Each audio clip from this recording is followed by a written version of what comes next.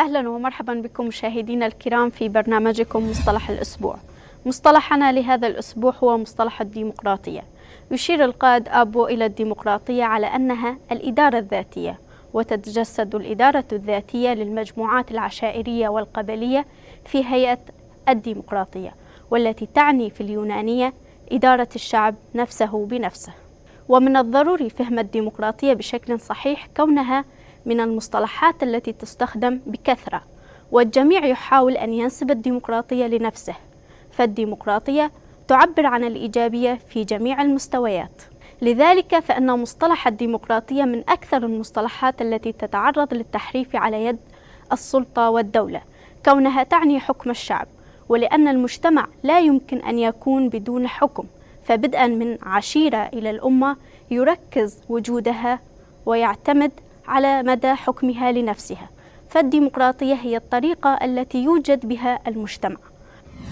والدولة والسلطة في أغلب الأحيان لا تهاجم على المجتمع بشكل علني، لذلك تهاجم الديمقراطية، فالهجوم على الديمقراطية ونزعها وسرقتها من المجتمع وربطها بالدولة والسلطة تكون بذلك حولتها إلى أداة خاصة بها، وبذلك تستعمر المجتمع وتخرجه من مؤسساته الأساسية لوجوده.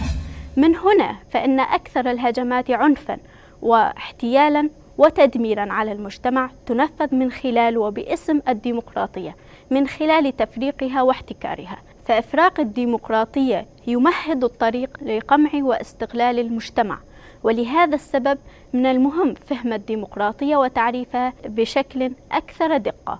ولهذا يركز القائد عبد الله أوجلان على مصطلح الديمقراطية في مرافعته القضية الكردية وحل الأمة الديمقراطية تحت عنوان الإطار الاصطلاحي والنظري، ويوضحه كالتالي: إن الاستخدام الزائد للديمقراطية في الممارسات العملية وتفسيرها المناقض لجوهرها يفضي الأهمية على تعريفها كمصطلح بنحو صحيح. بالإمكان صياغة تعريف على نطاق ضيق وآخر واسع للديمقراطية التي يكثر استخدامها رغم الفوضى الاصطلاحية المحيطة بها، حيث يمكن تعريفها بمعناها الواسع بأنها قيام المجموعات التي لا تعرف الدولة أو السلطة بإدارة نفسها بنفسها. وتندرج إدارة المجموعات الكلانية والعشائرية والقبلية نفسها بنفسها في هذا التصنيف. أما الإدارات الذاتية الباقية خارج حكم السلطة والدولة ضمن المجتمعات التي تسودها ظاهرتا السلطة والدولة بكثافة، فيمكن تقييمهما وإدراجها في إطار الديمقراطية بالمعنى الضيق. ففي المجتمعات الدولتية لا تسري الإدارات الديمقراطية الخالصة ولا الإدارات الاستبدادية الخالصة، بل غالبا ما تسود الظاهرتان الإداريتان بشكل متداخل، وهذا ما ينتج بدوره أنظمة منفتحة على تفسخ وإفساد السلطة والديمقراطية على حد سواء. ذلك أن السلطة الدولة وبحكم طبيعتها مضطرة في علاقتها مع المجتمع إلى تحجيم الديمقراطية وجرها إلى الوراء، بينما ترمي قوى الديمقراطية إلى توسيع حدودها باستمرار على أساس عدم الاعتراف بالدولة. ومن ما يزيد الموضوع إشكالية هو محاولة الدولة تقمص قناع الديمقراطية وتطلع الديمقراطية إلى الدولة، وقد طورت هذه الإشكالية بنحو منظم في المدينة الأوروبية، في حين أن الاختلاف عمق بكثرة بين طبيعتي الدولة والمجتمع في المجتمعات الشرقية. إن لجوء سلطة الدولة بالأغلب إلى الحد من نطاقها بالدساتير والحد من نطاق المجتمع بالديمقراطية التمثيلية روض الاشتباكات المحتدمة فيما بينهما، وأتاح فرصة العيش المشترك، وهذا النموذج الذي طورته الحداثة الرأسمالية وهدف ضمنيا إلى تطويع الصراعات الطبقية والتحكم بالمجتمع.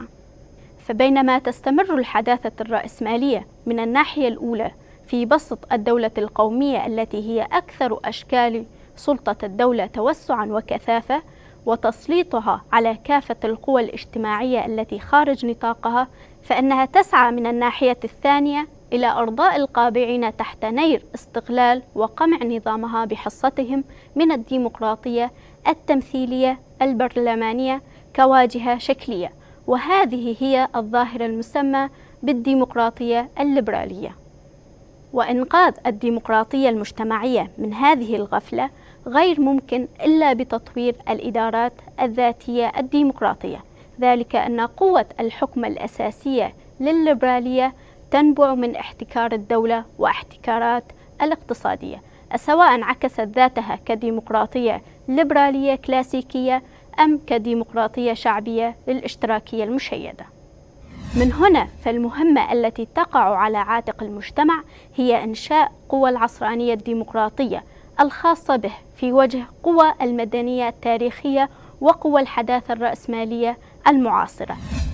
هذا ويتجسد الدور التاريخي للعصرانية الديمقراطية في بناء ذاتها ضمن جميع الحقول الاجتماعية والرقي بمعانيها دون الانصهار في بوتقة الدولة القائمة أو التحول إلى امتداد مدني لها، ودون استهداف هدم الدولة أو التطلع بالمقابل إلى التدول. إن احتضان المجتمع وتطوير المجتمع يعتمد على فهم الديمقراطية وحمايتها بشكل صحيح والقدرة على الحكم الذاتي الديمقراطي. لذلك فإن الوقوف ضد نظام السلطة والدولة مرتبط بمستوى حماية المجتمع، وحماية المجتمع تكون من خلال الديمقراطية، فكلما كان الحكم الذاتي أكثر ديمقراطية كلما زاد وجود المجتمع وزادت وظائف الديمقراطية، وعلى هذا المستوى تجري حماية الديمقراطية. إلى هنا نصل إلى ختام حلقتنا لهذا الأسبوع، نشكركم على طيب المتابعة وإلى اللقاء.